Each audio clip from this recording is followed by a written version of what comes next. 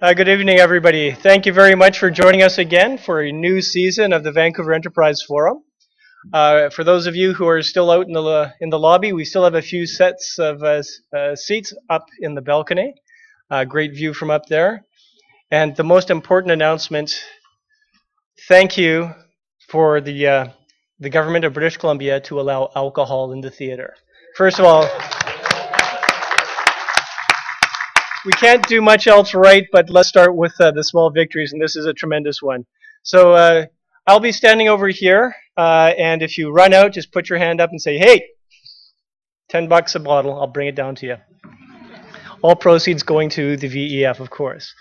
Thank you very much for joining us this evening, an absolute tremendous show. I'm very excited to have a very full house, a really exciting topic, and more lightning pitches than I think I've ever seen here.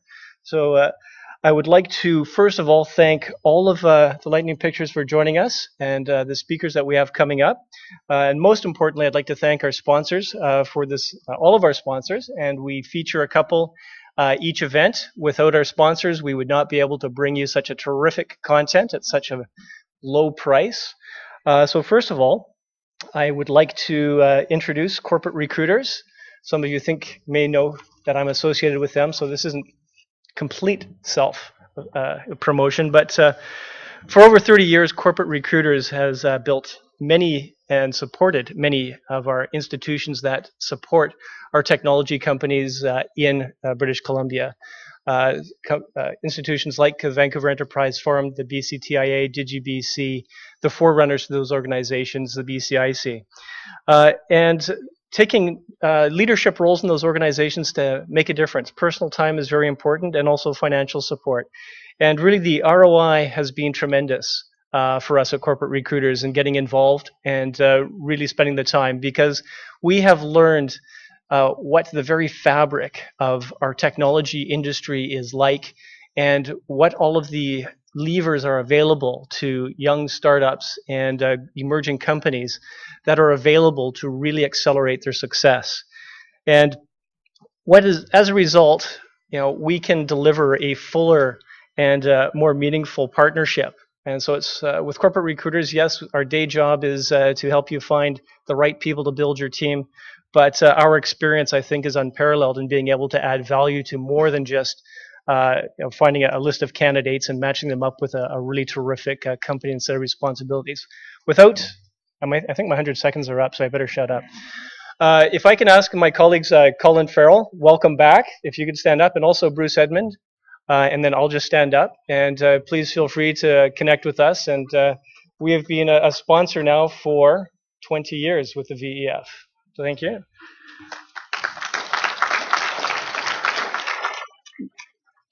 One of our newer sponsors from last year, Tia Nicola with Wealth Bar.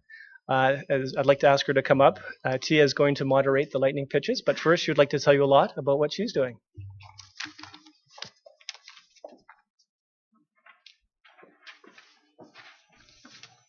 I'll vote for my angel of the year later. Thank you very much, Tim. My name is Tia Nicola. I'm a founder and CEO of Wealth Bar, and Wealth Bar is modernizing the personal finance experience. Unlike online discount brokerages, when you're on your own, Wealth Bar offers a professional, transparent, low-cost, and guided approach to online investing. First, we develop your plan. Then we invest, monitor, and automatically rebalance a diversified portfolio that's tailored to your goals. Our online reporting and analysis tools are powerful, simple, and transparent. You'll understand the progress of your investments and watch as you achieve your goals and ultimately your financial independence. We're very excited to announce that we're now open in BC, Alberta, and Ontario, and have recently been featured in Globe and Mail, Money Sense, and MSN Money. And I invite you all to become a part of our private beta program right now. You just have to sign up on our website and request access, and it will take care of the rest. Thank you.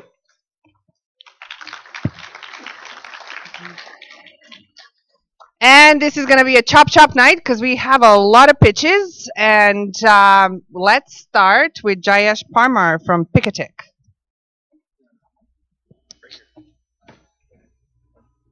All right. Go whenever. Okay. Well, thank you. Picatic is online ticketing and event registration. If you bought your ticket for today's event, you came through our platform, so thank you very much. Appreciate your business. Getting into the meat and potatoes, because we don't have much time, is that Picatic has had a great fiscal year. We did over $4.2 million in gross ticket revenue, produced over 100,000 tickets on our platform, and we've had over 45,000 account signups. And we've done this without zero advertising, all organic. Why? It's because people love our product. The reason why they love our product is because we offer fair pay. Effectively, we offer event organizers an opportunity to pay what they want. They can pay us zero market value or above market value. And we're happy to let you know is that we do make profit. Now, what gets us really excited is this. We just launched a new SMB product and a new enterprise product that have high margin. Gets us really excited because that's our future. Moving on is we're in growth phase. We're looking to go raise capital to expand our network and our business. We have a great team. We have a great product that's disruptive and distinctive, and it's been tested not only in North America, but as well as in Europe and as well as Australia. We also have a big market. It's an $18 billion size market, and our product, it really scares our industry. So if you're looking to get involved with an organization or a company or startup that has traction and revenue, it's growing really fast, and at the same time is EBC compliant, we'd love to have a conversation with you. Thank you.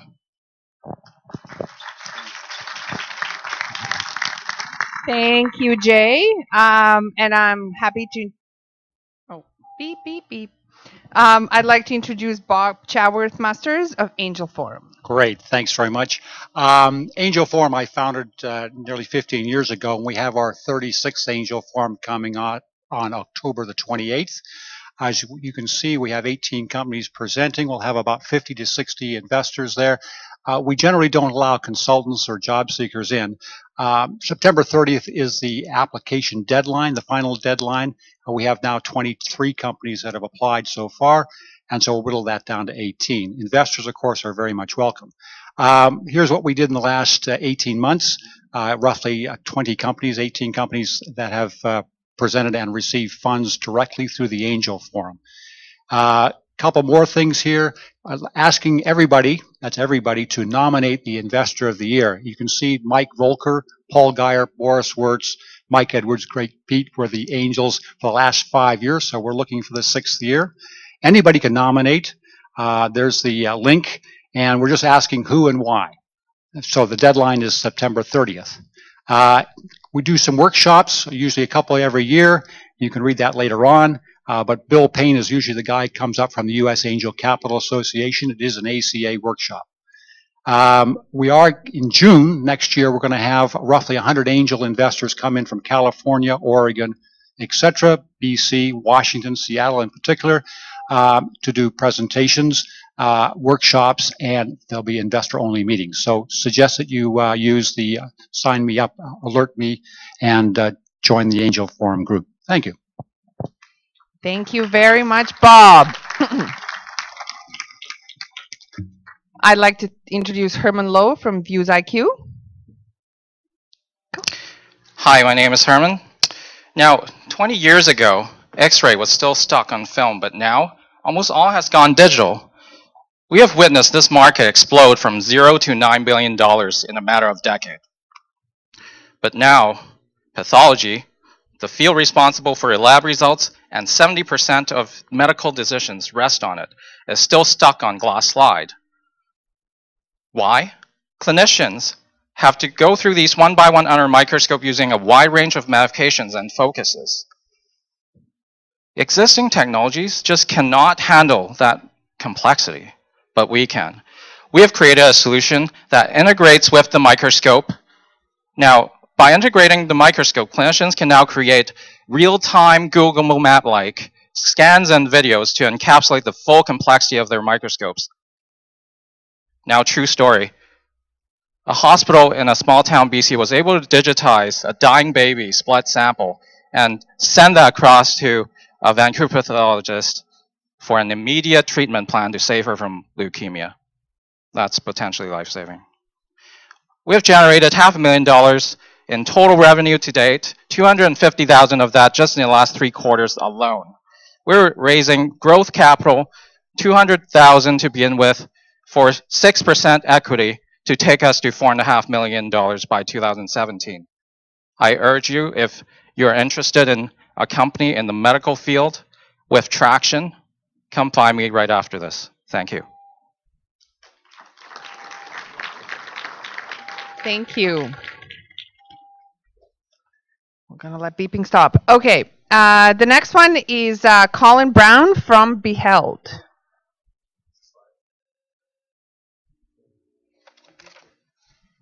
Can you hear me in the back? Oh, I think you're on. Perfect. We believe art is for everyone. We believe a connection should exist between artist and consumer. We believe that the fine arts industry is archaic and fundamentally needs to change. There are over 20 million emerging artists in North America who lack support and distribution. Yet the fine arts industry in 2012 was $56 billion. Beheld's marketplace for emerging art personalizes the experience of finding, following, and buying original artwork directly from the artist anywhere in North America. This personalization is powered by proprietary machine learning and image analysis technology.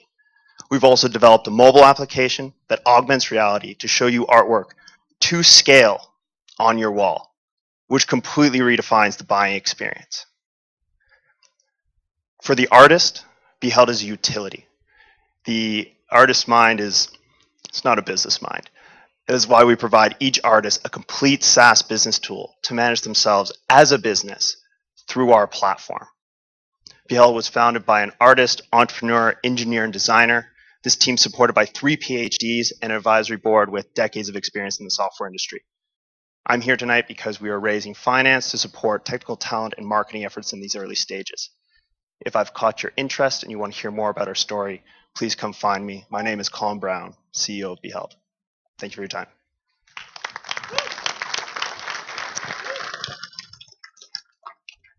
Thank you, Colin. I'd love to introduce John Stonier from VeloMetro Mobility. Thank you very much. My name is John Stonier from VeloMetro, CEO and co-founder. There's changing reality in the world today. More than 50% of our population lives in cities, and car sharing is growing at a phenomenal rate of more than 50% per year in North America. And more than 50% of people under 25 don't have driver's licenses.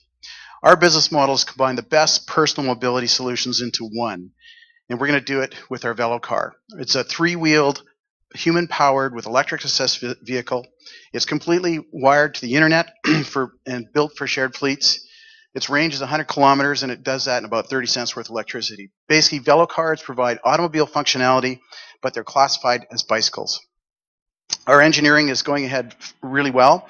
Our mechanical prototype is road tested, and we're working on our final Velo car, which will be ready in early 2015.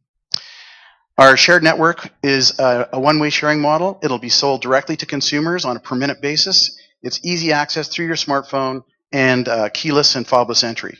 Our business case is a strong one. It provides 3 times more contribution margin than a single sale. It's a highly visible consumer brand, and it's going to be the lowest price entrant in an established market of car sharing here in Vancouver. Our angel investment round is coming up. We are looking for $500,000 valued at 2.3 pre-money. And we're offering, our plan for exits is to go for an IPO and a major exchange, but there's also a lot of interest in the urban mobility market right now. We have a terrific team, and we have some great partners. Come and talk to us. We'd love to talk to you. Thank you. Thank you very much. I'd love to introduce Monique Morden from Mentio. There we go. Okay, hi, my name is Monique Morden, and I am CEO and co-founder of Mentio. So we are a mobile business mentor for small business. I'll tell you a bit more about that. But the problem with small businesses today is they are busy running the business. There's probably a lot of you in the audience even. You're servicing, you're building, you're managing. You don't have enough time to actually spend on your financials, but you're smart enough to realize there's an opportunity cost to not paying more attention to that. So how are we solving this? Basically, we are mint.com for small business, but on steroids. Or someone else said to me today, you guys are like BI for the small guy. And we are, but the BI is in the background. What we do is we integrate with their cloud accounting software. We seamlessly bring in their data. We analyze based on their historical performance, industry averages, and best practices. But all that doesn't really matter. What we surface to them are tactical tasks that they can do each week to improve their bottom line. If they only want to do 3 of those tasks, then that's fine. There's no setup, there's no training, and the information is updated as often as their cloud accounting software information is updated. So, the traction that we've had to date is we have an experienced team. I spent 7 years at Vision Critical, expanding their channel there and doing international work. We have a beta product that's in launch. I feel like a new mother because it's just happening this month. We've done lots of user testing sessions, and we've developed the bookkeeper channel. We're going to a conference and doing some work with them. So we are long-term asking for $500,000 from investors. Done. Done. Thank you. And the last but not least, Daniel Byrne from Distrix. It's been 20 years since I was last here. My name is Daniel Byrne. I'm from a company called Distrix. Distrix makes networking brain dead simple. Corporate and industrial control networks today are horribly complex and rigid and under constant attack. Managing a network today is extremely difficult, highly prone to human error, and expensive to operate. Add billions of those new interconnected Internet of Things devices to these networks, you have a recipe for total disaster. Our focus on simplicity drives dramatic improvements in network security and resiliency, and our approach substantially reduces costs. I like to think of Distrix in magical terms, kind of like Harry Potter's invisibility cloak. We hide the complexity of the underlying physical network so that it becomes invisible to the IT group. That accelerates the deployment of IoT and M2M applications on corporate networks, and the market is substantial. We're in too, but the IoT network, for example, is worth between a dime and a dollar to us per year. It's roughly $25 to $35 billion annually. Our revenue is subscription-based on recurring revenue. We currently sell directly to seed the market, but our primary focus is on system integrators and OEMs to embed our software into their products for more pervasive adoption. Our customers include marquee companies like Diebold and MTN Satellite Communications, both of whom embed our software in their platforms, and Power Engineers, who's a globally recognized systems integrator in the energy sector. The company has an experienced team, a sound product, marquee customers, and started building an organizational fund to address the market. We're looking for $2 million. See me out back. Thank you very much. And just, I'd like to ask you all for one final round of applause for all of the pictures of tonight. And you can find them all after the panel at the networking. Thanks, and back to Tim.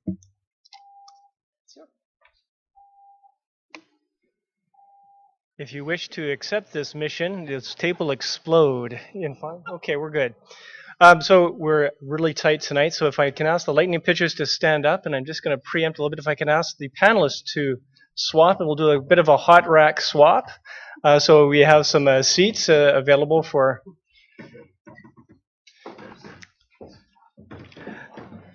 So very quickly, I'd like to thank very much the lightning pitchers for joining us up on stage. This was a very exciting set. A lot of very interesting opportunities, and I really think that we've got some promising technology and some promising companies emerging. Again, this is going to be very exciting because I hear there's lots more money coming into the market for investment. So I'm wondering if this was like a candy shop presentation for our panel here.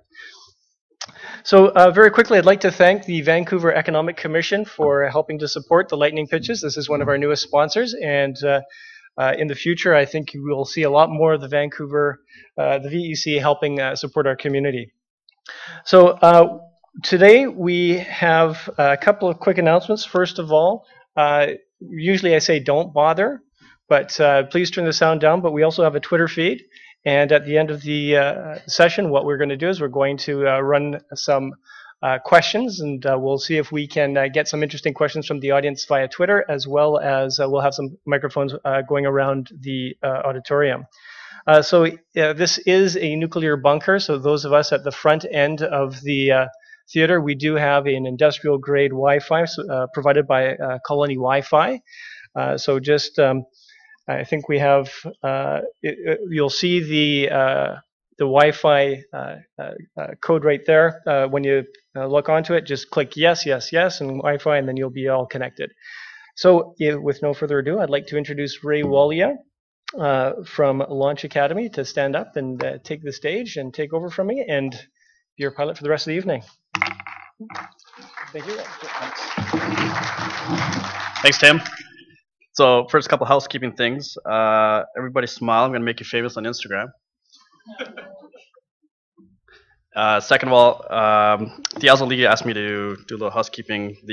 For all the angels in the audience, the National Angel Capital Organization Summit is October 1st to the 3rd in Quebec City. And use the code NACOVANTECH for a discount. Everybody loves a discount.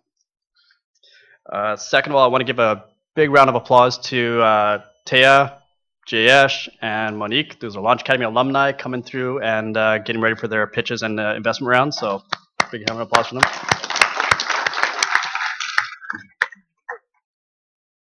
Where's the clicker? Are my slides up there?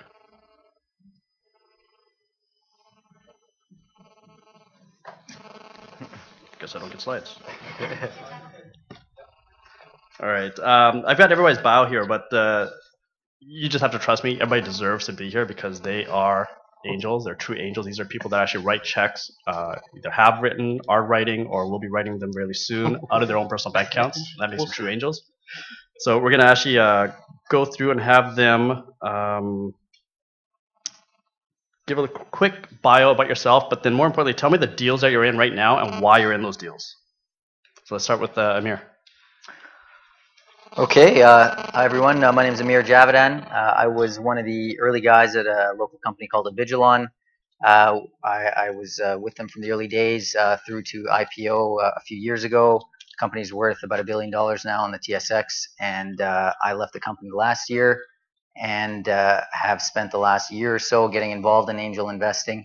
I'm sort of the, when Ray approached me about talking on the panel, I was kind of the young buck, a token young buck of the crowd. So hopefully I can share some of my experiences over the last years in getting involved in angel investing over the last year and some of the things that I've learned and been involved in. So yeah, that's my bio. Cool. Geoff? Yeah, so I'm Geoff Entress. I've been an angel investor for about 15 years. I'm based in Seattle. I've also been a venture capitalist for pretty much that whole time as well, starting with Madrona Venture Group in 2000 and then moving to Voyager Capital in early 2009. I started angel investing in 99, so before I was actually a securities lawyer at that time. And I've invested in about 125 companies now in the last 15 years. Most of them are in Seattle. Several of them are in Vancouver and several in Portland. I have a few outliers in California and New York, although they generally started in Seattle. Some of the most successful ones up here, notably Hootsuite. I was one of the first investors in 2009. And then I'm also excited about Foodie, which is a newer one, which also is a spin out of Invoke Media from a few years ago. In Seattle, I've been involved in a number of companies that have sold, but some of the bigger companies I'm in right now that I'm really excited about include Porch.com, which is in the home improvement space. We're a big partner of Lowe's nationally, and then also Context Relevant, which is a big data analytics play. And then in Portland, Elemental Technologies makes streaming appliances and video transcoding appliances that are sold to all the largest IP broadcasters. And next up, Marcus from HIGHLINE. Hi, I'm Marcus Daniels. Been a digital product entrepreneur since 1990 and a seed investor for about 5 years now. I'm totally passionate about helping Canadian entrepreneurs win in global markets. So I'm chief executive of HIGHLINE, the newly minted Merge Grow Lab Extreme Startups platform that helps giving digital product entrepreneurs an edge in global markets. Specifically, the value proposition is speed to seed. Our portfolio is about 40 companies right now. On average, they're getting about $560,000 of follow-on capital. We've had 3 exits, in each making millions of dollars in returns in a matter of just 30 months. So we're still really early stage, but really excited to be here. And Vancouver is my new home, kind of splitting between Toronto and Vancouver. So looking forward to kind of connecting with everybody afterwards. And next up is Gary Yurkovich. Hey, good to have you, Marcus. If Amir's the young guy, I'm the old dog. Been around 30 years in the tech industry and have been probably 15 years active as an angel investor. I've been a founder of a number of companies also and had some nice exits out of it. Probably unlike promiscuous Geoff here, I'm probably about I'm probably 28 investments over those 15 years. So I do like 2, 3 a year sort of thing. About half my portfolio has been exited, had some nice exits. You might recognize it, Brightside and Wolf Medical and a few others here locally. My current portfolio is spread between mostly BC. I have a little bit in Seattle and California, but most of my stuff I keep locally because I like to keep in touch. I'm more of an active investor, more of a traditional these days means 2 quarters ago. So it's more of that's my background, what I've been doing now. And most recently, I started Espresso Capital, as co-founded it as a managing partner. We do venture debt for where I get a lot of my deal flow, by the way. But we do about 150 deals across Canada in the tech ecosystem.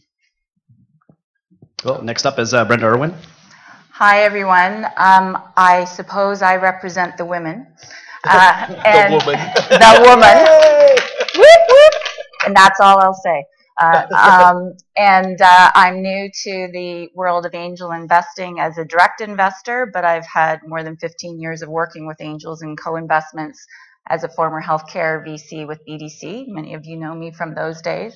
I'm very proud to say that's the last time, possibly that picture, but also Angel Link's Capital will be up there because I get to use this forum. I had said to Ray, I'm working on the deals, but most exciting, I have a new partnership. And as of yesterday, we're official, Relentless Pursuit Partners, and we are a management group that has a pledge fund and also a consulting business. My partner is Simon Whitfield. You may recognize his name as Canadian Olympian, and very excited to be working with him in the space of pursuing investments and working with companies dedicated to active, healthy living. And health technology, sport, fitness, and nutrition is our umbrella. And even in just the last few days, our spectrum of activities ranges from participating in a big win in San Francisco, where there's going to be a new triathlon center developed, to I have my guest doctor, Bryce Kalpin. We're working together on building a new private part of the very large, successful public healthcare practice at Continuum Medical.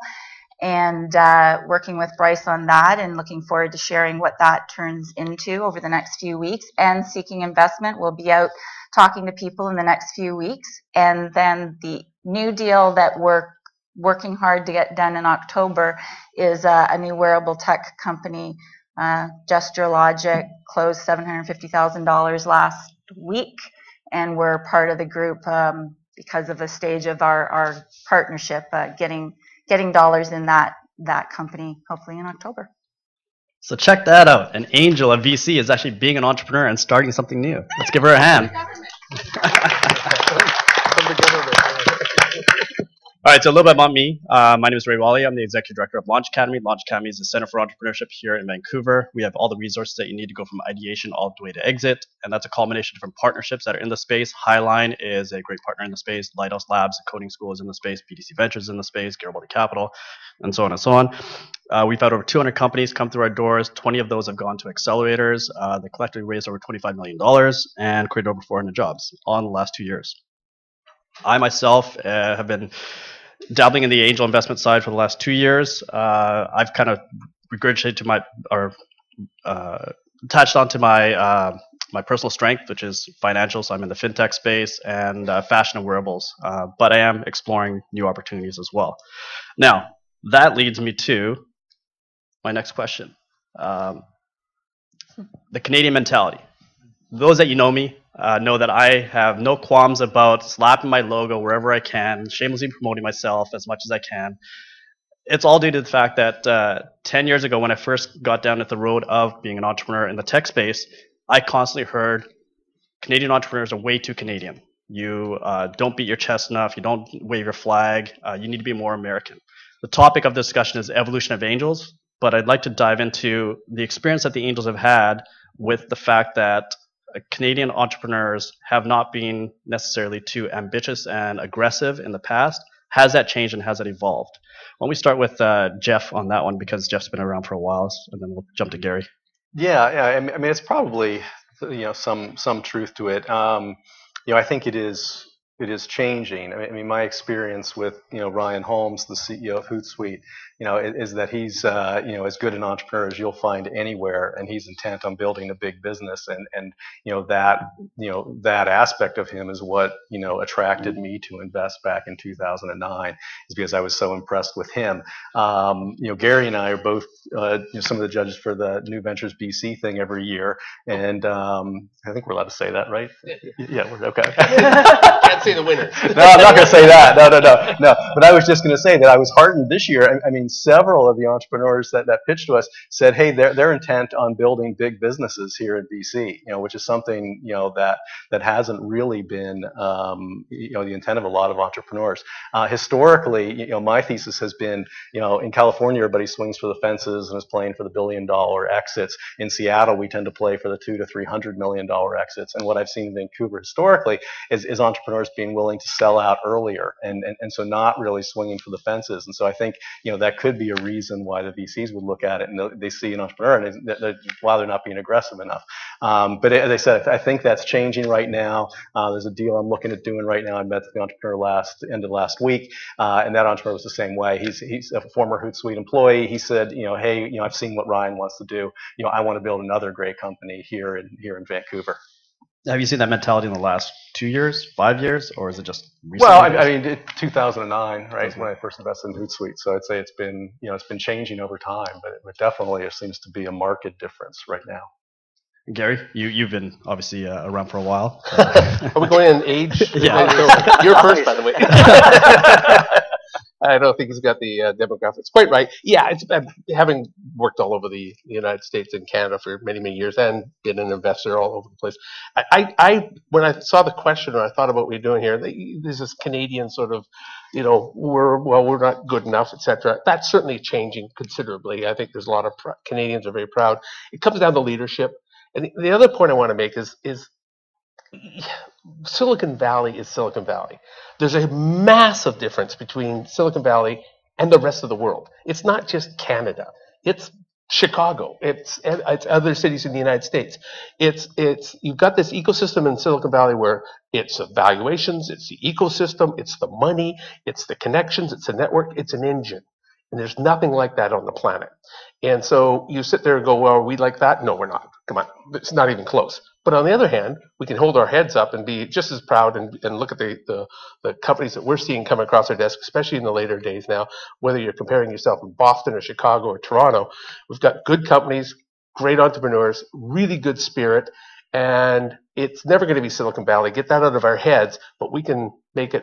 Maybe we are exiting a bit too early, to Jeff's point. That's a valid criticism, but it's leadership like guys like Ryan who are saying, I'm going to make $1 billion company. At one point in the 90s, I worked for Creo, and we had a goal. We were going to make $1 billion company in BC, and we did it.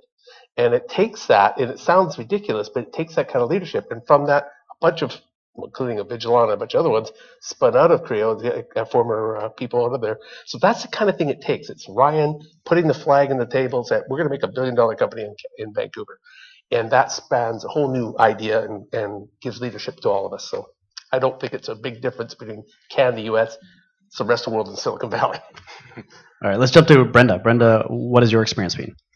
I've had the good fortune of spending a lot of time with portfolio companies and boards in the States.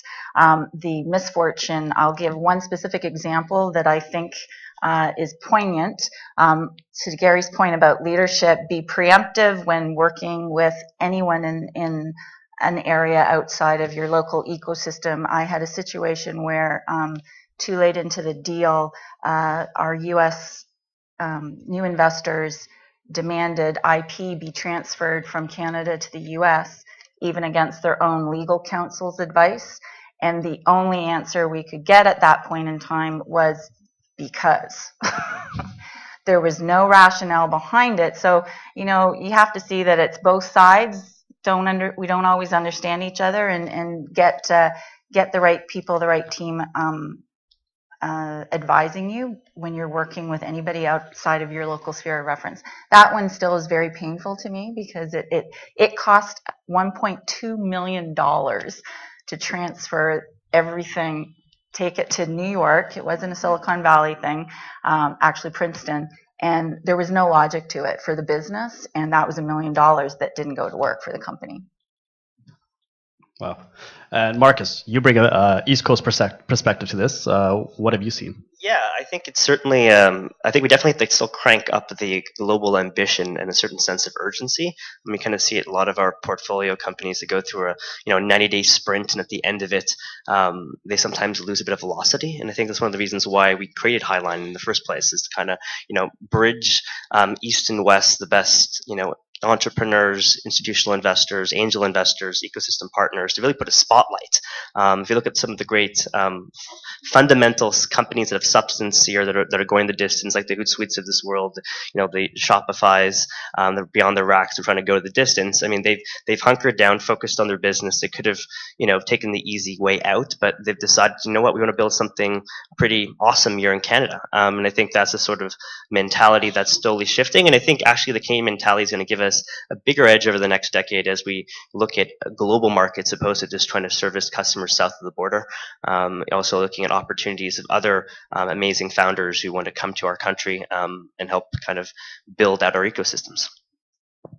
Cool. And then Amir, so you've made that jump from being an entrepreneur to an investor. Yeah. What have you seen on the investment side, but also your experience as being an entrepreneur and your fellow entrepreneurs? Yeah, I mean, it's been interesting over the last year to look at a bunch of different companies and how they're approaching their business, and contrasting that to what the mentality was for us at Avigilon.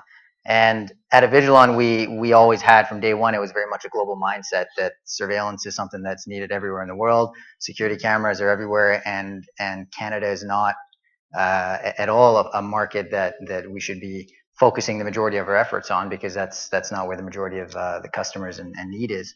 And so for us, I mean, we always, right out of the gate, we looked at the US as the market that we focused on first, but knew that next step would be Europe, and sort of strategically move beyond North America, set up shop in the UK, and use the UK as kind of a launching pad to get involved in the rest of Europe, Middle East, and Africa.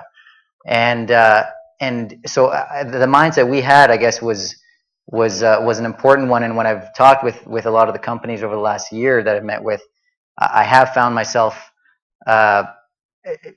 wanting to tell them that, if you're looking at focusing your efforts on the Canadian market, if there isn't some inherent geographic factor in your business, and by that I mean, if you look at a company like peer-to-peer lending, if you were to set up a peer-to-peer lending platform, well, inherently there are some geographic boundaries there, because you're going to need to deal with regulations in every different province. If you move to the US, you're going to have to deal with regulations there. So there's inherent geographic factors there. But if you don't have that as a business, then there's really no reason in my mind why you should focus on just Canada and not be looking at North America and global. And so I have found some of that mentality, just that let's look at Canada or Vancouver or BC, just because it's convenient and it's easier for us to sort of swallow. But I have found, I guess, myself needing to say, hey, like is there any reason not to just focus on the US? So you have 35 million people in Canada, and California as a state has more population than here in Canada altogether. So there's a little bit of that. And to Gary's point about the exits, I mean, if you look at the exits over the last year, Layer 7 was one of the bigger ones at, I think, around 150 million. But after that, the exits were sort of the next biggest. I think we're sort of 20 to 50 million. And so, yeah, I think there's a bit of a mentality there to want to get out early and be I guess, satisfied with an exit in that range, where I think the more of the unicorns we have in Canada, like Avigilon, like Hootsuite, that from the get-go, the mentality was we want to make $1 billion company. The more of those that are here, I think it'll help to let the Canadian counterparts know, hey, this is something worth striving for and it's doable. So that's an awesome segue to my next question. But first, I want to give permission for the panelists to argue with each other and debunk each other's thoughts here. Okay. Anything particular, or maybe the way Marcus is dressed? It's too East Coast. He's got to loosen it up. Come on. Okay, actually, back to Amir's point, or in just a little bit. But one of the things that you look at angel investors, and I put myself in kind of the camp of a traditional angel investor, guy who knows it, but not rifle shooting as opposed to spray and pray. And I want to do added value and all that sort of stuff when I do my angel investments. One of the things that you look at, I think I look at anyway, and it's just me perhaps, but sometimes you look at these companies who aren't going to get VC financing. They're going to be good companies. They're going to get the $50 or $60 million in revenue, perhaps. It's going to be a good little thing. It's not going to be Hootsuite. It's not ever going to be Hootsuite. It's never going to be Facebook. These are great companies still. They're led by good people. They're building a solid business. Exits are happening in that area. There's a lot of M&A in that spot, as we just talked about. In fact, most M&A is in that area. So you look at this and go, well, there are reasonable exits. There's lots of good business and all this sort of, and there's a lower price for angels to get into that business and invest in that, because they're not going to go for the Series A, B, C. They're not going to get the valuations out of Silicon Valley or even from a VC valuation. So sometimes, in a bizarre way, you're actually better off as an angel finding deals like that. And I've had several successful ones like that in the mid, $50 million exit sort of range. Those are great wins for as an angel investor. You're asking about how it works for an angel. It's a nice win. A lot of those companies go on, and one of them's in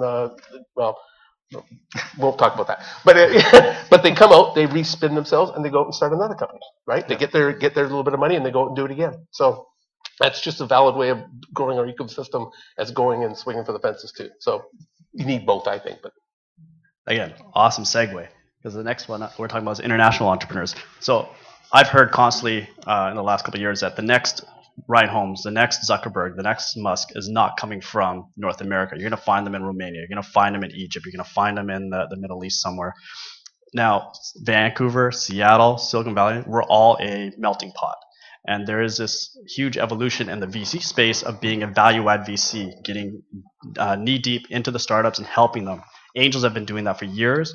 But is there a need to treat foreign entrepreneurs a little bit differently because they think differently, and because that could potentially be the next Facebook with that type of mentality? Do angels need to approach these entrepreneurs in a different manner than they have been in the past?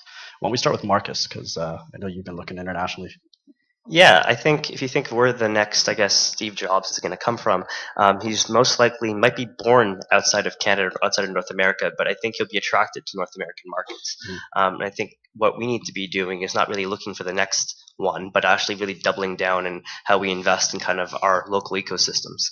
I think building and helping these entrepreneurs as a value-added investor, especially from an angel perspective, is how do you navigate the cultural realities, both on the personal and professional challenges that these entrepreneurs face each day to kind of get settled and get better connectivity.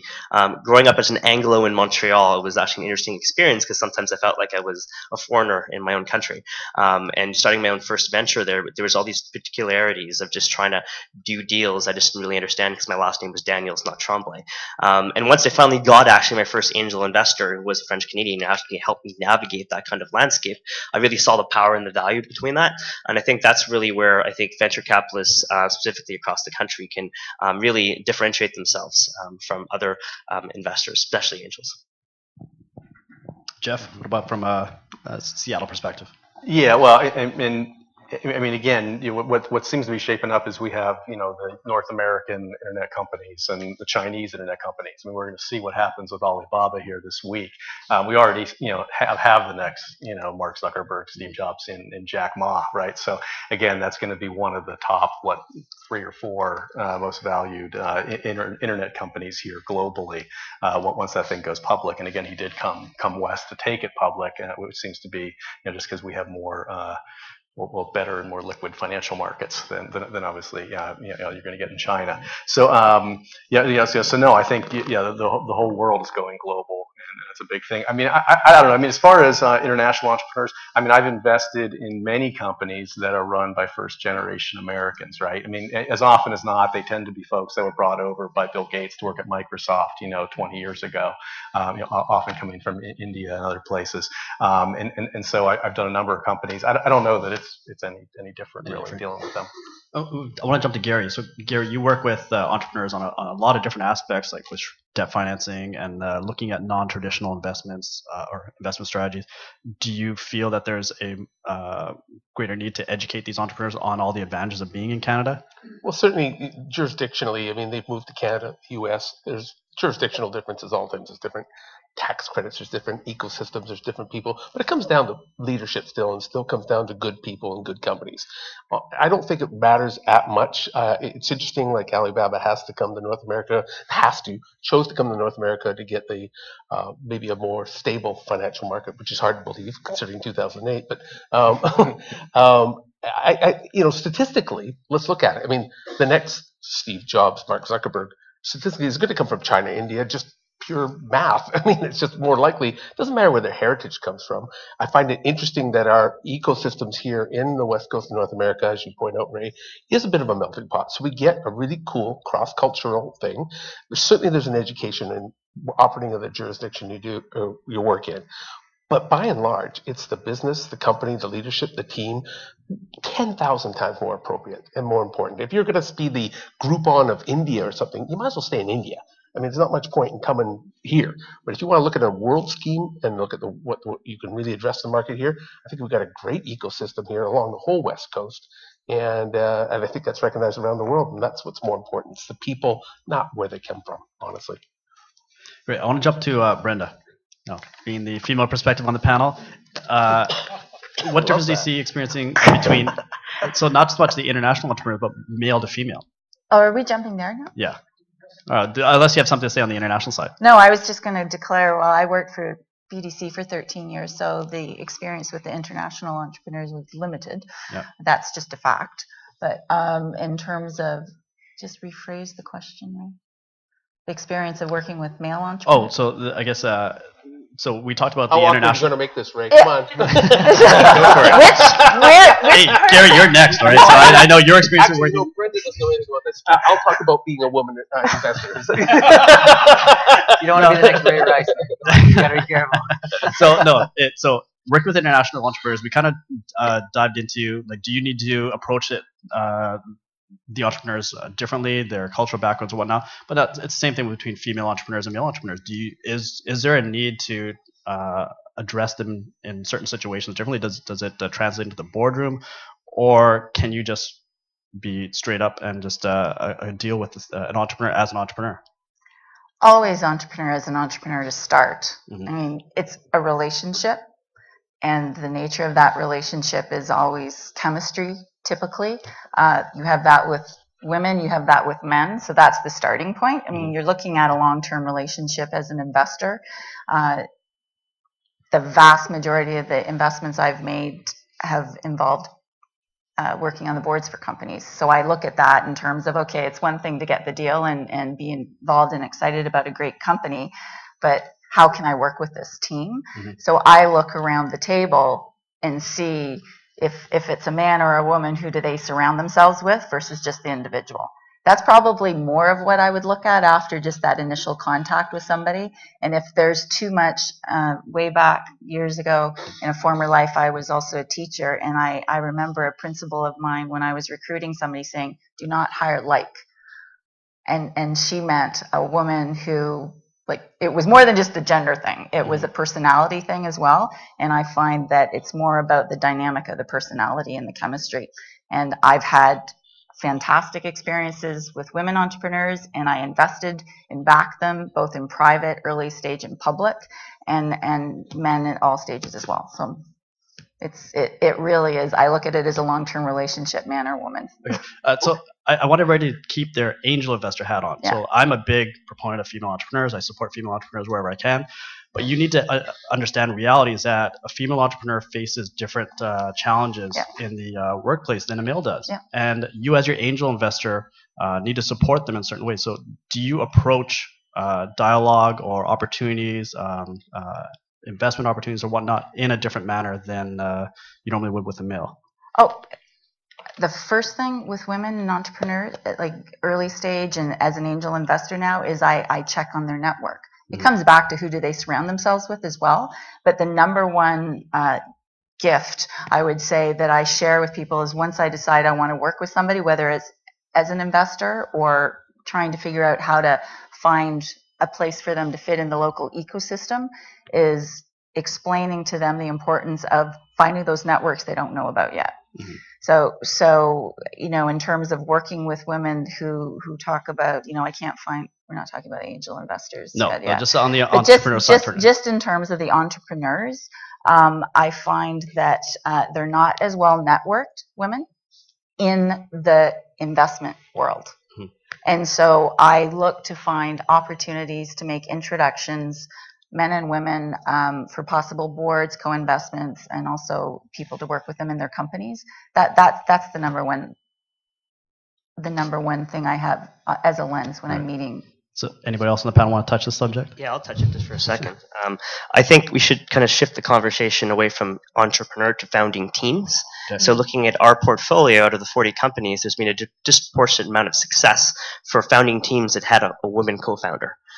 So I mean, we don't fund any sort of business that has a single entrepreneur. So I think that's the kind of perspective I think building out those networks, back to Brenda's point over there, I think is important to kind of look at. And quite frankly, we just need to have more female entrepreneurial leaders. And I think as we have more of that cycling into our ecosystems and seeing those successes and those teams growing, we'll definitely have, it'll shift the gear of even how these female entrepreneurs start becoming angel investors. And it'll take time. It'll take maybe a decade or so, but I think we're on the right track.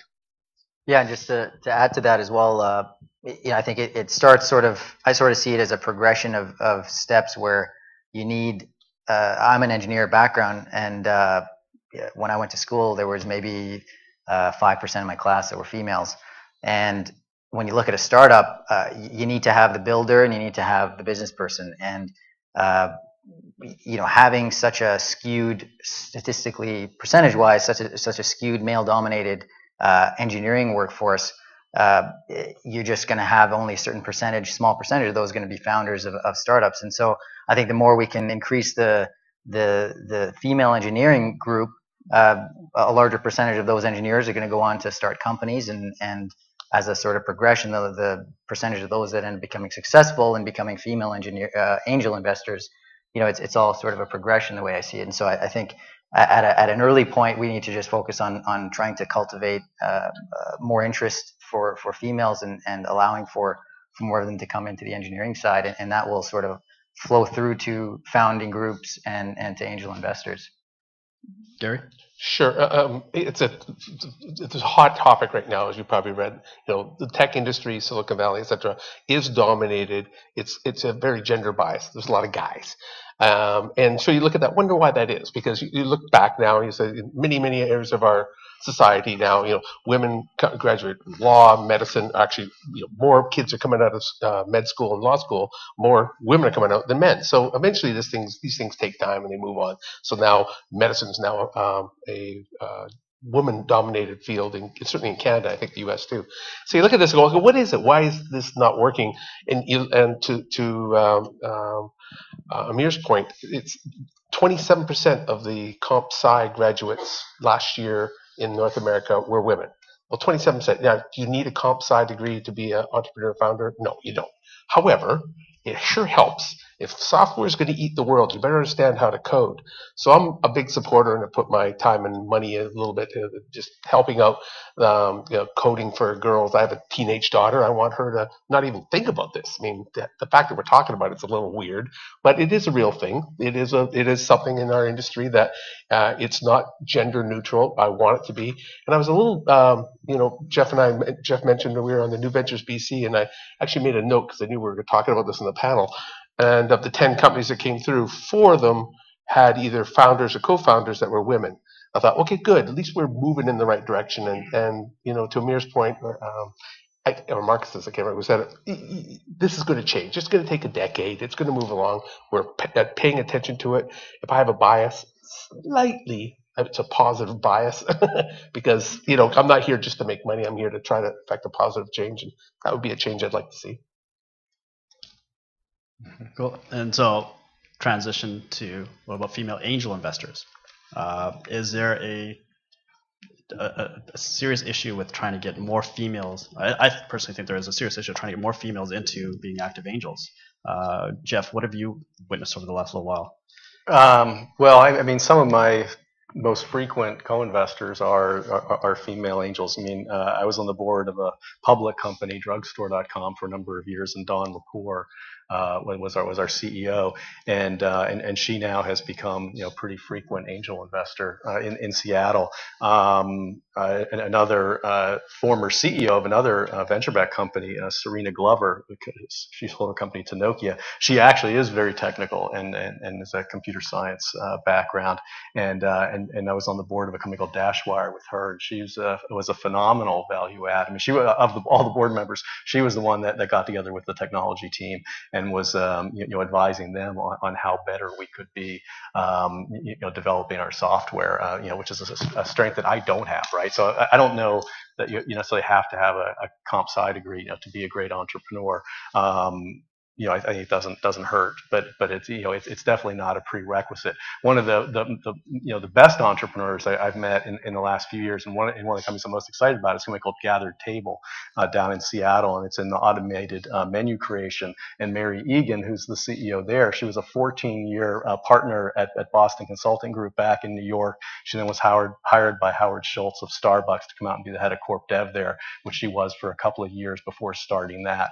And she is just a phenomenal entrepreneur. That's what I'm always looking for. It's even less about the team. I'm interested in the entrepreneur, because a great entrepreneur to me is someone that's going to be able to convince a great team to come with them.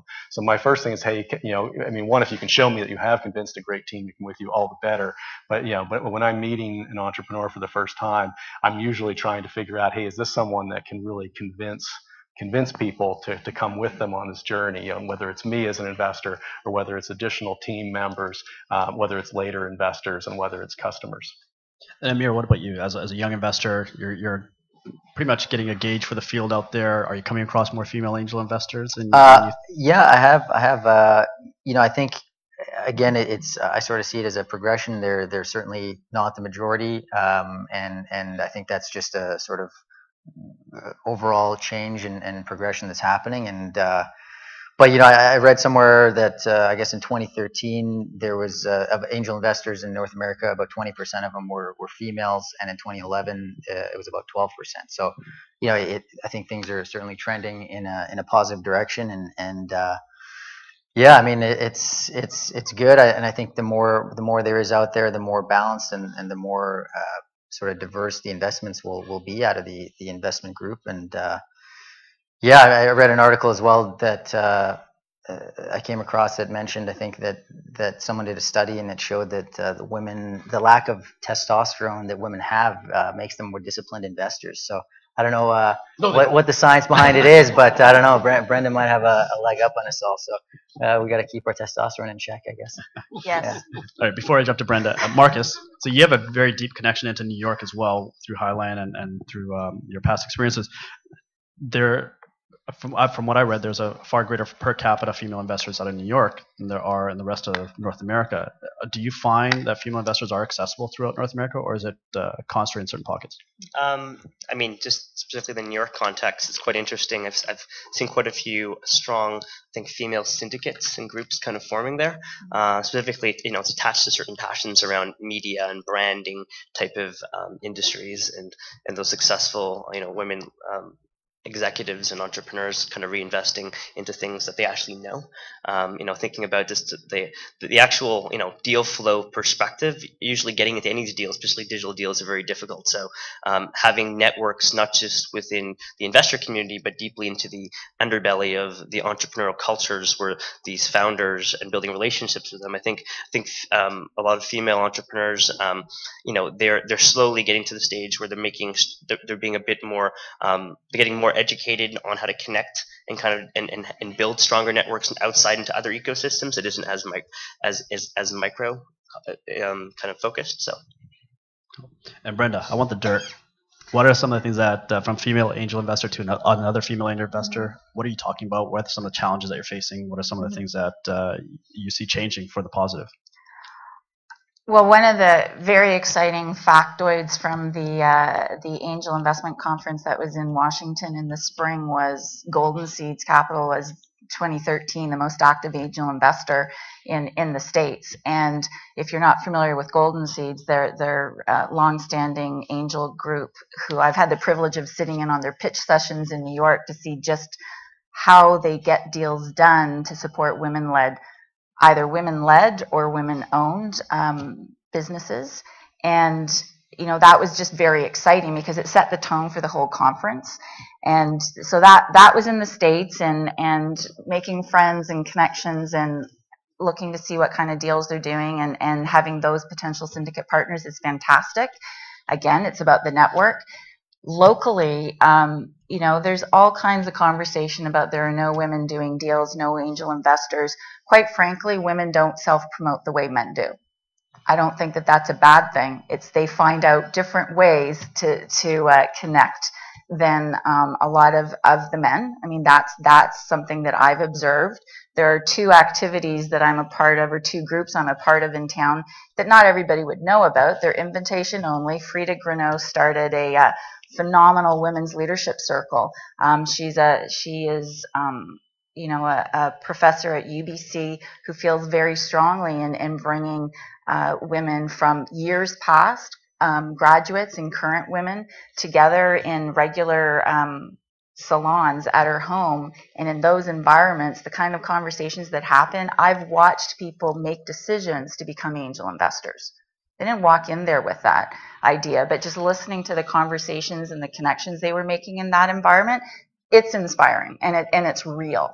And then another one is, many of you may be familiar with CVCA, the Canadian Venture Capital Association. There's a group that started in Toronto. We have a Vancouver chapter called the Canadian Women in Private Equity. And that is the entire spectrum of women in finance, early stage angels to the bigger, heavier lifting that Tracy is doing, McVicker. And, the secret in there, you want to know the secret? How often, I'm not sure if the guys do this, but every single time we get together, our dinners and drinks start with a give and an ask. We go in there and we know we have something to offer, everyone around the table, and we have something to ask. And it is amazing as a very simple strategy that I've actually used in board meetings as well, that in that environment, because it's quite small, we're intentionally small so we can really help one another versus kind of dilute and distract. People come to that room talking about, I need money, I need investment. You talk about a deal that you know of that a friend's doing, and just like that, out of the woodwork, you find women who want to work with women and invest in women. So these are invite only. How does a female that wants to start exploring angel investing get into these circles and these groups? They need to meet the women that go to those meetings, because I go as an advocate. Right? Like, so if you learn about these things and I get to know you and I feel like you're somebody I want to support, then you're top of mind when I go in for that ask. And I don't need to be doing the deal. I don't need to be working on your investment. You might not necessarily be in my sector, but I know that you're a great entrepreneur with lots of potential, and I know people in the room that want to work with somebody like that individual. So it's tough to get in, but it's not tough to meet people. All right, so any of the females out there that would like to get into angel investing, go talk to Brenda. Gary, whip out your checkbook, give it to your daughters, and tell your daughters to go hang with Brenda too. I'm gonna stick with the gender right now. Happy to support angel entrepreneurs, but I'm gonna stay male. Well, I said give it. I said give the checkbook. But appreciate the offer, Ray. No, give it to your daughters and tell your daughters to go hang out with Brenda. She's a little young to be doing investing. I'm pretty sure she can probably do better than you. All right, we're gonna jump to Q&A right now. So first we're gonna field something from the audience, and then we're gonna set up the Twitter feed and pull from the Twitter feed. So I think there's a mic going around. Anybody got a question from the audience? Just yell. Don't be shy. Nobody, seriously, you got a chance to ask a bunch of angels some questions, and none of the entrepreneurs in the room have any questions to ask. Bullshit. I call bullshit on that. Right there, purple shirt. What does an entrepreneur have to say to let you know that he's really green? Behind you doesn't really know he's green. Probably just that. That question right there. The question was, what does an entrepreneur need to say to you to kind of break through the ice and let you know that, hey, I'm really green, I'm a first-time entrepreneur, go easy on me? How would you perceive that type of icebreaker? Yeah. I mean, if you are green, I mean, I'd much rather you be upfront with me and tell me that, right? And so that I can be more helpful. The worst thing you can do is to pretend to, just try to bullshit me, and that's going to turn me off quicker than anything else. So I want you to be honest, and the best entrepreneurs come in and they're like, hey, here's what we're doing, and they're confident in what they're doing. They've got to be confident, right? Because they've got to be able to convince people, right? And so, but again, they'll also tell me what the risks are as well, right? It's a relationship business, but we always have a focus ask of what you're trying to actually get out of that interaction, and be really targeted in who you actually want to approach. And I think that's one of the challenges I think we tend to have, is that we get thousands of applicants, and sometimes we realize, wait a second, you don't fund hard work companies? No, we don't. So it's there's different focuses, and I think doing your homework before you actually approach is probably the right approach with any sort of angel. I would concur with Geoff, by the way. Just say what we as investors in general, you end up getting a good bullshit detector. I mean, just like, okay, you're trying to be something you're not. There's something else here that I'm not seeing. You're losing me already. I'm personally, as an angel, I'm assuming these other people here are the same way. I want to help. I'm not maybe the right person to help you get to you, but I can point to somebody who can. It's about building a network, and I'm happy to help. So, but it's similar to you get a LinkedIn profile and goes, please connect with me on LinkedIn. No, I'm not going to link with you. Give me some reason or some rationale around how I can help you, and then maybe I consider it. So that's the honest bonus. Brenda? That actually, the question is about being green and the connection with LinkedIn. One of the number one things as an investor that I want out of an entrepreneur is two things. Get to know me before you need money. So get out there again. And the second is, please do not ask me to make introductions to others in my network if I don't know you. You don't get past go. Yeah, well, I've got a saying that says, if you ask for money, you're going to get advice. If you ask for advice, you get money twice. And that just rings true to that fact that if you go knocking on doors when you need money, you're going to get a nice, sweet hello and, hey, I think you should do this, this, and this. Go on your way. But if you build a rapport and a relationship with an investor that is giving you sound advice, and you come back with actionable items on that advice, that then gets that investor vested into you. And guess what? You keep repeating that cycle. When you need money, they will be there with a checkbook because they're already vested into your company. One more question right there. Yeah, Brenda, I really like the edgy conversation you started saying. It's quite a taboo, the whole thing about women's, and you said about feeling. You talk about feeling when you're talking about someone, so there's not really science there. So how would you teach that to someone else and say, okay, this is how it feels like? Because you talk about bullshit. Yeah. And then you were talking about the same thing, but there's this sort of like a taboo in you bringing what you know and say, okay, this is the way I do it, but it feels. It's not. Would you elaborate on that? Elaborating on the relationship and the dynamic, and just bring it down to something that is universal, that everyone can relate to. It's not women, it's not men, it's universal. Good luck. Honestly, I have gotten in trouble in the past because I haven't done deals in companies because I couldn't stomach being in the room with certain individuals. Not here. I just felt it. Not here. It's like, Felt here. like I felt it was an emotional reaction. I think, and you try and get past that and you learn more about the business and get real about it and be mature about it. But it really is about a relationship. Do you like somebody or not? Do you want to work with them? Then you dig into the business. Are they going to make money? And all the other obvious things in terms of business being a success. Does that help? It does. Well, I think everybody here on the panel has relied on their gut at one point in time. That gut may have led you to a bad decision, and you're kicking yourself for not being in on that Hootsuite deal or not being in on that Facebook deal. But you've reverted back to trusting your gut.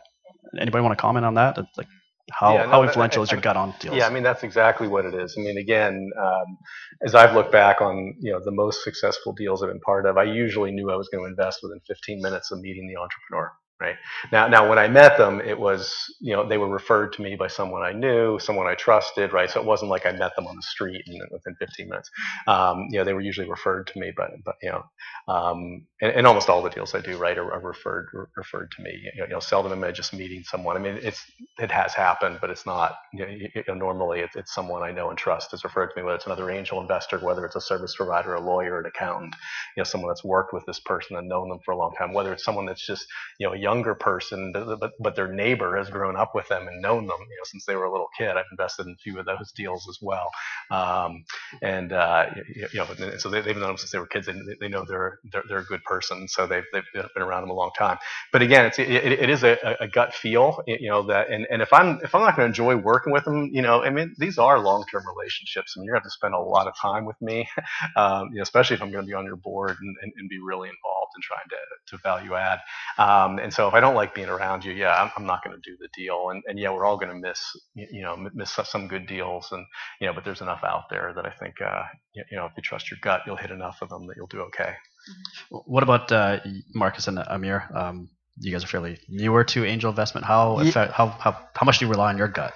Yeah, I mean, I've sort of had the opportunity to meet a bunch of different companies and get a sense for how I feel about them. And it definitely, I mean, it's for me. I've always kind of tried to focus on how I feel about the team, and there's the business model and the idea that's on the table now, but sort of I always keep in mind that's going to change and it's going to deviate at some point, and it comes down to the team and how much conviction is there, how much intelligence is there, how much energy is there, and how much integrity is there, and if you can't trust them at this stage, then they're always going to have the opportunity to screw you over at a later stage. So you gotta be able to trust them, and if there's any sort of sense that I might not trust something that they're saying, and again to your guys' point about the bullshit detector, I mean, if there's even a sense of that there, I don't feel comfortable about it, and so. Those are kind of the things that I look for, and I mean, all of those things are sort of gut feelings, and it's sort of like interviewing someone for a job. I mean, you want to look for any kind of red flags that might give you a reason to say no, and if there's one of those there, then I typically walk and say, as much as I like the idea, there's something about the team or whatever that's not right. So, and Marcus, so keep in mind, this is money coming in your own bank account. Like, what does that mean to you? Yeah, I mean, I think smart money coming out of my own bank account follows, authentic founders.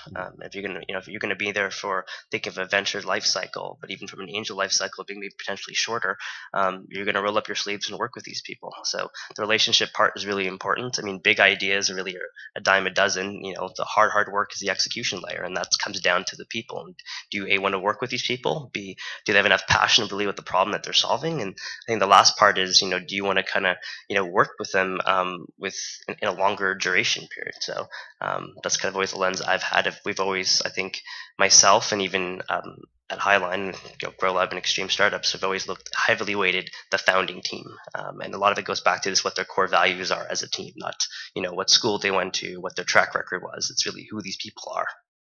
Brenda? I wanted to add something to the other part of the spectrum, to be real about the relationship. We're not talking about that meaning a casual reality. It made me think about the importance. I've come across gentlemen's agreements, I'll call them, where there haven't been shareholders agreements in such in early stage companies, and everybody's talking all about relationships and friends. To the new entrepreneurs in the audience working with angel investors, please don't be offended when I ask you to legally document information and shareholders agreements and put things in writing. I've just gone through an horrible experience of unwinding gentlemen's agreements. It just doesn't bode well, and everybody in that group got along well.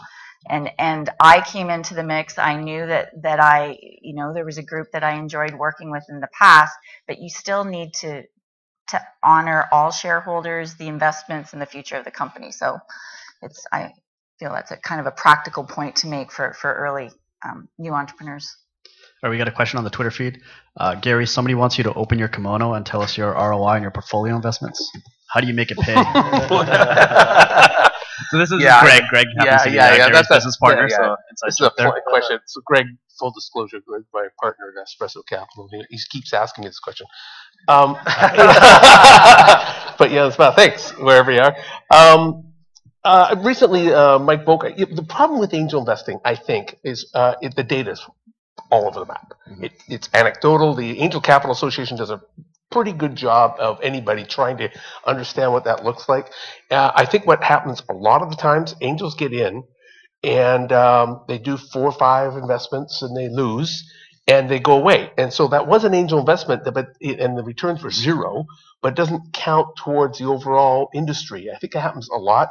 I can say, I don't mind saying it because Mike Boker paid some grad student to come along and figure out what yours. Mine's around 20% IRR year over year over the last 15 years. It's pretty good. I kind of wish I'd done more in retrospect. It'd rather be lucky than good. Let's go that way.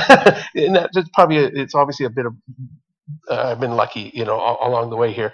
But I think those things get really. I did talk to another angel investor before this thing. We were just talking about things. He's one of the people well known to the more traditional angel investors, my kind of crowd, whatever. And his is up to. He's done 24 investments, and his numbers were about 10% overall IRR. But that's not counting his portfolio he's still got, which he expects to have better. So, but those are the kind of ones you hear about, and I'm sure Geoff's got some spectacular ones, being as promiscuous as he is.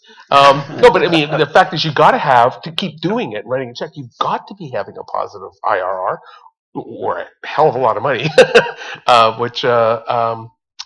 so it is a good return for investors under the right circumstances. There are no promises. There are zeros all the way through my portfolio, I can tell you. But overall, it works out pretty good. Geoff, you want to share some of your ROIs? Sure. And actually, so as I mentioned, I think I've done about 125 companies over the last 15 years. Honestly, I haven't gone through and calculated the exact ROI on it. The closest that I have is I have about close to 80 in the portfolio right now. So probably about 45 companies have gone out of the portfolio, and about half of those have sold for gains, and half of them have sold for losses or been shut down. The nice thing in the last several years is that we don't really get very many zeros anymore.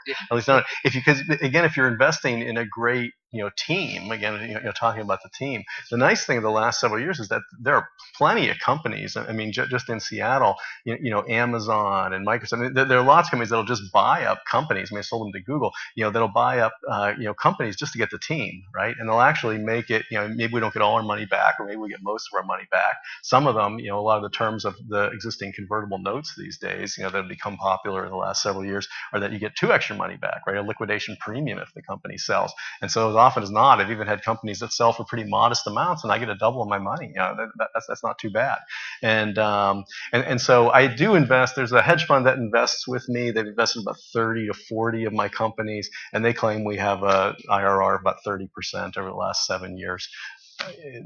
Their math looks right for the companies, but again, it's a subset of the deals we've done. I'm not sure exactly how to compare to that. They don't have some of the losers, and they don't have some of the big winners either. So. Anybody else want to open up your kimono? No? All right. Can we get the slides back up there? So we're going to jump to, so we're going to wrap up here fairly shortly, but I want each one of you. Actually, to speak about IRR, I mean, if you're talking about venture funds, when you're raising a venture fund, normally you're telling investors that, hey, we're going to get a 25 to 30% IRR, right? Is what they're trying to say. I think most venture funds don't do that. Definitely, most angel investors don't do that. But again, that's aspirational, right? And so the very best venture funds will even do better than that. I'm sure if you looked at Sequoia Capital or actually Mavron, which is one of our Seattle firms, has had a phenomenal run again because of a handful of big winners, most notably a company called Zulily that went public last year, which returned several times their fund. And so you get just that one home run, and it's going to really change the IRR on a fund. Great. So I've been going back and forth from the Valley to Vancouver quite a bit in the last year. I've actually gone international as well. There are some serious emerging trends that are popping up out of the Valley, and when you witness these, you realize Vancouver is actually 2 to 5 years behind what are emerging trends in places like the Valley and like New York. So we kind of want to go around the panelists and get your take on what the future is. What are some emerging trends that you're really interested in right now? Amir, why don't we start with you? One of the areas that I've been really interested in lately is agricultural technologies. So looking at precision agriculture, which is sort of an emerging trend, and really what it's about is applying different technologies that exist towards making farming more precise, more accurate, and more cost effective. And the space I just think is a really fascinating space, because there's kind of this macro trend that's not going to go away anytime soon, which is how do we feed the population more effectively. And I think anytime you can be part of a larger macro trend, you're sort of there's kind of a rising tide lifts all boats to a degree. And so I think there's just a lot of interesting technologies that are becoming more cost effective now. Robotics, machine learning. And there's things like this, big data, as dirty as I feel saying the term, that are now at the point where they can be applied in a lot of things in agriculture that hadn't been applied to before. So that's an area I've been particularly interested in, and I think it has a huge potential. Another area I've looked at is education, and I just feel there's still a lot of room to do interesting things there, and there has been sort of a trend, and it's not certainly new, but I have 2 kids going through school, and I see it every day. There's still the classrooms and what's happening, and the experience is still very much similar to what I had, and so I think there's still a lot of room to make advancements there in that space. So those are probably 2 of the most interesting areas I'm looking at. Cool. So shameless plug time. So Farm at Hand, former Grow Lab alumni, Grow Lab alumni, Launch Academy alumni. I believe Semios Bios is in the agricultural space, and then the education, you got FreshGrade out of Kelowna doing some amazing things, and then you also have Thinkific out of Launch Academy. So I'm going to try to plug companies that are from BC as much as I can. So if one of your companies is in these spaces and I don't get it, don't shoot me, but you can buy me a beer later and make sure I remember your company afterwards. Jeff, what about you? What's some hot areas that you're really interested in right now? Yeah, and so, I mean, similar to the venture, I mean, I've worked for 2 very regionally focused venture capital firms, right?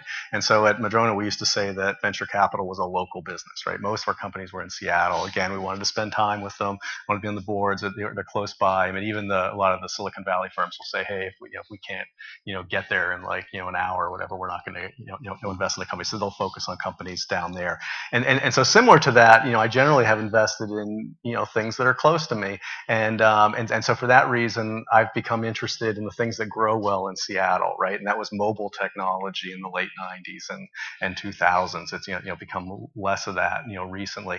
E-commerce. I've been involved in a number of e-commerce companies. I'm on the board of a company called Bonanza, which is a marketplace a la eBay and Etsy.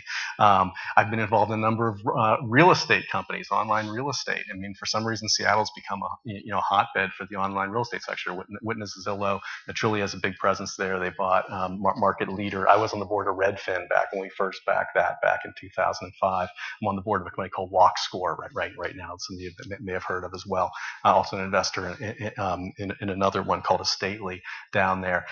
So as far as the technology trends that I'm interested in, I mean, I'm interested in 3D printing. I think it's cool, right? I particularly am interested in 3D printing of human tissues. I think that's extremely cool. I was actually told about that by someone at UBC about a year ago, and I thought, the concept concept of printing a human organ for transplant just fascinates me. It's still years out. My father's a double lung transplant recipient, and so it hits really close to home. The idea of being able to not have rejection if you can have your own tissue implanted into you. I also am interested in kind of rocket technology. I'm actually going over to Idaho to look at a company that's based on a RAM accelerator engine technology, which is kind of a giant gun to launch satellites into space. I think that's cool, right? Is that a great investment? I don't know. Is that Idaho cool because there's nothing to destroy around there? So if the rocket blows, that's right. I don't know. Yeah, it's we'll see what happens. Maybe it won't stand too close when they show us how it works. So, but anyway, but again, so there's things that I invest in because they're close. I mean, I've had a number of coffee investments. Right now, I'm in a company called Viora Lid. We've been in Wired Magazine, Bloomberg. It's a better coffee lid that goes on your paper cup, makes the coffee taste better. If you own a coffee shop, check it out. Viora, VIORA lid. It's the coolest thing. Buy a lot of our lids. Yeah. anyway, so I was an investor in the company that made the Clover that we sold to Starbucks back in 2008 as well. So I mean, coffee is a big thing in Seattle too. So real estate, Spark CRM, a CRM system for real estate industry. Retsley just got acquired. They're an awesome company. I was in that too. Awesome. And then 3D printing. I'm really high on 3D printing right now. The Print-to-Pure, another HIGHLINE company.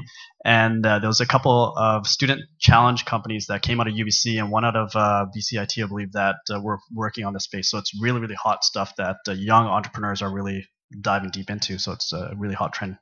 Marcus? Yeah, so I put on more of an angel hat. I'll be a bit more pragmatic. I move away from some of these breakthrough trends that are happening, like 3D printing. I think specifically looking at Canadian deals, mobile, especially the linkage into the industrial internet, so the Internet of Things. I think you're going to harvest opportunities over the next, 3 to 5 years. I think we're now finally in that sweet spot, and I think a lot of Canadian founders have an unfair advantage compared to in the global arena when building, mobile-first kind of products. Obviously, a bit biased towards the Toronto-Waterloo corridor, where we have over 30,000 STEM grads. California as a whole only has 20,000 turning out each year. So, and I think you take HIGHLINE's kind of proposition of kind of connecting the whole entire country and taking the best that we have here in Vancouver, linking consumer and B2B, but specifically with the whole mobile lens. I think there's tremendous amount of opportunities, and that's really, gets me excited. From Connected Cars, some great companies out west here playing in that space, mobile learning, kind of revolutionary. There's all these kind of trends, but more in a pragmatic sense of ventures, I think that'll get good returns for angel investors. Yeah, so Connected Cars, Mojo, another awesome Canadian company that's based out here at BC that's doing great things. Gary? Well, as the former chairman of the predecessor of Mojo, I know quite well. I'm an investor in Mojo also.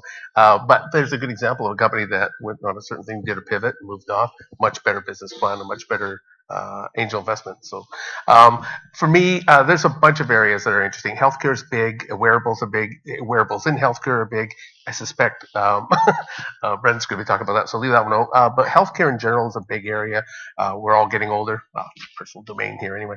I was on the board of Wolf Medical, most bought by TELUS, is really a consolidation play for the entire electronic medical record business. A great exit, and it's really been a wonderful thing for TELUS. They put a lot of time and effort into that. The fintech, they call it fintech, financial technologies. One of the things that always fostered, and one of the reasons I started Espresso, we started Espresso, is that there's, VC investing hadn't really changed a whole lot until the last couple of years. It's been angel investors like we had. We were the traditional angels. Then you had the big VCs that want to write a $5 million check. Well, the whole deck's shuffled now, and that's exciting. That means opportunity. That means that VCs are coming down to the seed rounds. Seed rounds are going up into the angels are coming in, writing bigger checks, coming down here, moving all over, and you got accelerators, you got HIGHLINE, this is an interesting area now because it's not all these stovepipes. There's a lot of opportunity there within fintech. I think Bitcoin, and be clear, it's not Bitcoin itself, it's the blockchain protocol, has a massive opportunity to really, really change the way in which the whole sharing economy works. There's lots of opportunity in there. I haven't seen, I've got my fingers in a lot of pies on that one. It's not clear where the winner is going to be there. I think the blockchain protocol will be a winner. I'm not sure what apps and how that's exactly going to work out, so I'm still certain to that. Another one, the Internet of Things, I'm on the board of Bits2 Systems. We just got a Series A investment from Cisco Systems and Yaletown. The reason Cisco put the money in is because it's the Internet of Things. They recognize the problem of massively connected, big data. I hate using that too. It's not big data. It's all data is big. But the problem of all these massively connected devices and working out what's actionable, what's real in there, in real time, how can I make a change here and something's happening on this? So that's what BitStew specializes in. They apply themselves to smart meters and large utilities today. The underlying technology can apply to anything in IoT, and I think that's going to be a hot area. And last, I'll just give a little one here. What's frothy, and I think there's a couple of frothy areas right now. One of them is cannabis. Now you went back to, but legalized cannabis is a hot area, and it's full of charlatans and flakes and promoters, and it's a mess. Nevertheless, it will happen. There is opportunity there, and there's an area that I don't know enough about, but I'm an investor through one of my, I don't know if you know Sam Znaimer, used to be with Ventures West, but Sam's putting together a little fund to really understand that and invest in good companies. So there's a lot of areas I'll never know enough about that area. Sam's always going to know more than me, so I'll invest through him. Similarly, I would invest through, I'm in Ventures version 1, Boris Wertz's thing, because Boris does a better job of that and understanding it. So I'm comfortable investing through him and through the partnerships. And I think that's the kind of stuff you're going to see more DC angel blurs after a while, because it's all about adding value and making some money. Cool. So we saw a fintech company pitch here tonight, Mentio, Bex.io. It's in the crypto space. And Gary, when you do your research on cannabis, can you just call me? I've been investigating it for 30 years. No, actually longer now. And Brenda.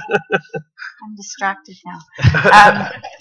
I'll everything about Relentless Pursuit Partners and working with Simon is underpinned by what I see as a key trend in healthy active living of an aging demographic. I just don't use that part of the... Hey, I resemble that. And within that, in health technology, while I'm shifting away from the more traditional healthcare, high risk, high capital deals, I'm very much dialed into the mobile health, wearable tech opportunities where, I'm tired and fatigued with quantified self in its general sense, but also being on I chair the innovation committee for Providence, and I see that part of the ecosystem where anything that is a product or service that delivers a predictive and actionable outcome with respect to data, that's key. So I'm looking at, even in textiles, you may or may not be familiar with Ohm Signal, Hexaskin, those companies. What are they doing? What are they doing differently? And is that actually going to go beyond a broad customer retail space? Can it be used in a clinical environment? So my personal lens is looking at, and it's part of what we're investigating with Continuum and Dr. Kelpin, is what crossover is there from the broader consumer market that can have impact on patient outcomes in even in your daily life versus just a clinical setting. Cool. So kind of along those lines, wearable, there's a company that's just launching, I think, next month in Vancouver called Mezi. Mezi is a luxury brand that is really diving deep into the internet, Connected of Things, and wearable tech. So that's going to be interesting. So we're going to kind of wrap it up here. We want to give the panelists a big round of applause for taking the time out to come out today. So again, shameless plug. We ended off this conversation with the emerging trends. What are we seeing coming out of the Valley and the pipeline from an Angels perspective? In October, Launch Academy is going to hold a panel to explore what are the emerging trends that entrepreneurs are seeing. And then in November, Launch Academy, along with Plug and Play and Bose Capital, we're doing the closing party for the Startup Week event on November 21st. We're flying in a number of VCs from the Valley, and we're going to hear from the VCs' perspective. What are some of the emerging trends that they're seeing globally and from the Valley? So again, thanks to everyone for showing up and coming out tonight, and thank you to the VEF for putting on a great panel.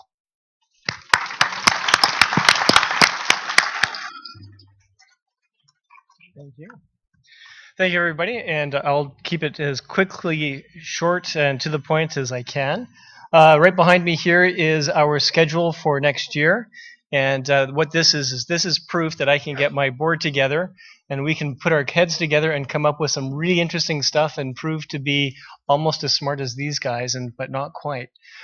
We have some very interesting things coming up. Today, Angel Investment. Next month, we have a cloud computing. One of our speakers is Mark Cunningham, the founder and president of D&B Cloud Innovation Center here in Vancouver. It's funny, D&B doesn't actually stand for data and big, although it's Dun & Bradstreet, which has been in big data since the beginning of data. This is a company that was founded in the 1800s to see if you guys were able to pay your bills.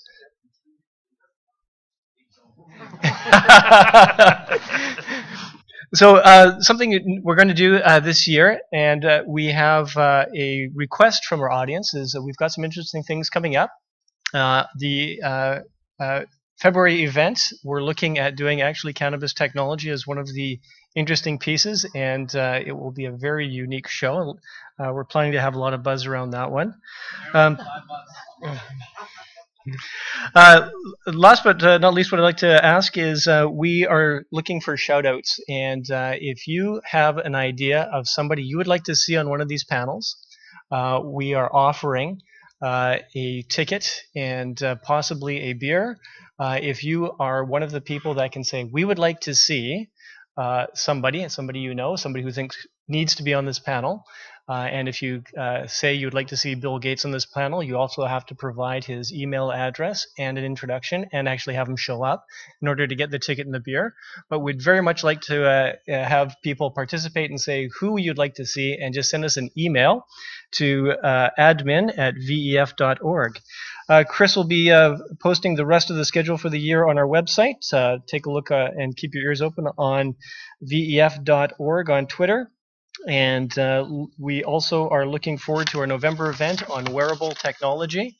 That is just in time for Christmas, so you'll know what to and what not to buy for your loved ones.